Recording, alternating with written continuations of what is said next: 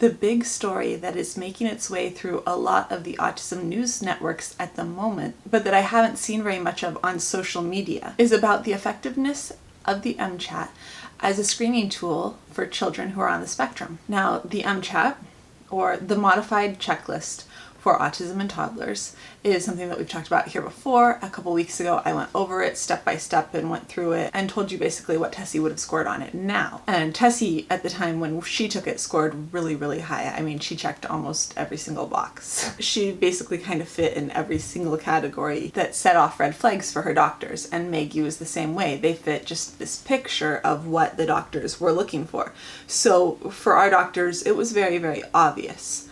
But that's not how it is for everyone. James had 5 red flags, which set off a lot of alarms for his doctors, and he went in and had an ADOS when he was, I think, not yet 3, maybe right around the time he was 3, and he came back as mild social affect, and they said that he was not on the spectrum. The MCHAT as a screening tool isn't perfect, but it isn't meant to be diagnosing children with autism. But this study was really interesting because it says that the MCHAT actually misses a large proportion of toddlers who are later diagnosed as being on the spectrum. The study said that it identifies less than 40% of autistic children, and 85% of the children that it does flag do not end up being on the spectrum. This study echoes similar studies in Norway and Malaysia, and it underscores the need for new screening methods. The biggest problem with this is missing a child who's on the spectrum in a screening like this prevents early diagnosis and can prevent families from having all sorts of help and knowledge at their disposal at an early age. The lead investigator of the study said that they do not want anyone to interpret this as a reason not to use the screening. Their takeaway is that there's more work that needs to be done and that they need to identify other methods of screening the kids that are being missed. This looked at 26,000 children ages 16 to 26 months in 31 clinics, and they monitored the children over 4.5 years. Of these children, 454 were diagnosed with autism by the age of 8, but the MCHAT had missed or given false negatives to 61% of the children that ended up being diagnosed. And of the children the screen had picked up on, only 15% were later diagnosed with autism, meaning that the test has a high false positive rate, as we've already said. However, children who do have a positive result, who go on to be diagnosed, end up being diagnosed 7.5 months earlier on average than children who aren't screened with the MCHAT. One thing that they did point out was the effectiveness of the MCHAT depends on how it's used, and that it's recommended to be used at 18 and 24 months, and most of the children in the study were only given it one time. And I think that this is really one of the reasons that a lot of studies right now are looking at ways that people can be diagnosed that is based less on observation of behaviors by parents. It seems like we've seen a lot of studies lately that are trying to look at more concrete ways of coming up with diagnoses, from EEGs to the way the eyes and brain respond to seeing different images to responses to sound. And I think that this is one of the reasons why, is because they're hoping that those tests could be more accurate at a younger age than what we have right now. Moving on, we have a really cool story coming out of Chicago, where a mom on the northwest side of Chicago was frustrated by the lack of programs for young adults on the spectrum. She was inspired by watching her son and his friends when they had a party, and many of the boys brought baked goods to the party. And she said she was looking at this group of young men who had brought in baked goods instead of alcohol to a party, and an idea was born for a new enterprise called Unique Sweets.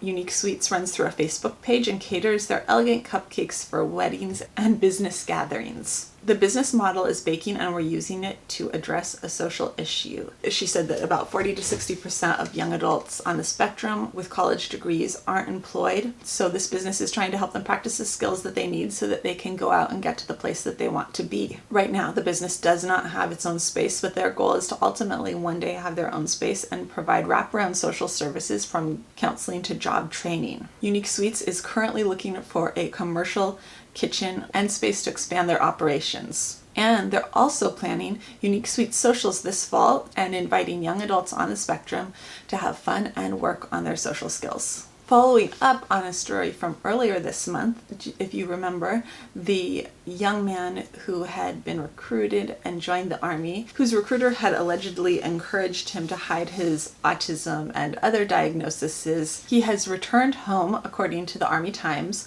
while the recruiter has been removed from duty pending the final outcome of the investigation. The 19-year-old received an administration separation, and his father has confirmed that he has been returned to their hometown in Idaho, and he's not going to conduct any further interviews on the matter. Interestingly, an Army spokesperson did comment in the Army Times article and said the autism spectrum disorders are automatically disqualified per Defense Department accession policy, though sometimes medical enlistment waivers are granted after a visit to a DoD behavioral health consultant, according to Lisa Ferguson, the chief spokesman for the service's recruiting command. These waivers are considered on a case-by-case basis, but generally speaking, autism isn't something normally waived if the diagnosis is appropriately given. So, glad to hear at least that he is back home with his family, and that at least that portion of those unfortunate circumstances has been settled. The next story is not a positive one. And I want to start out by saying I feel bad because a lot of times the news stories that I come across when it comes to schools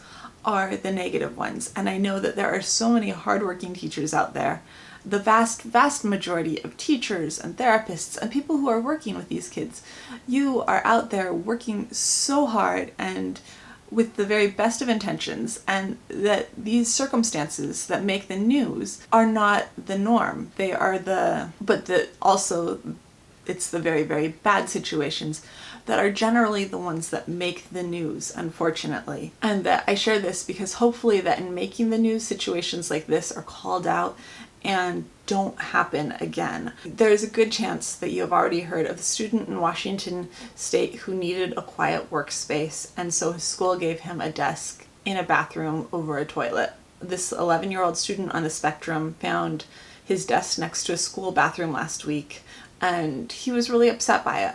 His mother had asked for a quiet place for him to work, and the special education teacher allegedly responded to this request by putting his desk in the staff bathroom over the toilet. He's a middle schooler, which, as the family says, is already a hard time, and now he is the student in middle school whose desk is over a toilet. After staff refused to move him to the library, his mother took him home. The incident is being reviewed by the school. His parents are especially upset, not just because the situation is embarrassing and uncomfortable, but also because the boy has an autoimmune disorder, and putting him in the bathroom to spend his entire day is just not the safest place for him. The boy has not been back to the school since the incident. And for the last story of this week, baby teeth are giving researchers new insight into ways to spot autism early. New research suggests that copper and zinc may predict who is on the spectrum. It has to do with metabolism and early neurodevelopment. By looking at the baby teeth of many twins, they were able to see that the kids who were on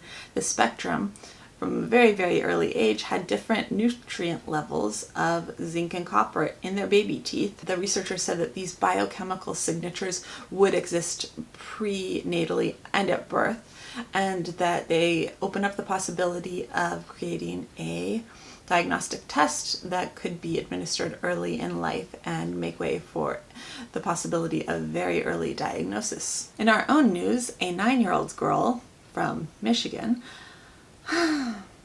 was missing for an hour before being found safely by her family, who's very, very glad that nothing happened to her. And that is it for today. It was definitely a wild week here. Was there any news in your part of the world, either good or bad, that you would like to share for us, or anything that you heard about that I missed? Because I know there was so much news this week. It was really hard to cut it down to what I ended up sharing today. So I would love to hear your thoughts, and I would love to hear about any stories you thought were interesting this week. If you like this video, we would love it if you'd give it a thumbs up. And if you're interested in all things autism, which is what we talk about here every day of the week, we'd love it if you'd hit subscribe. And I'll see you tomorrow. Bye.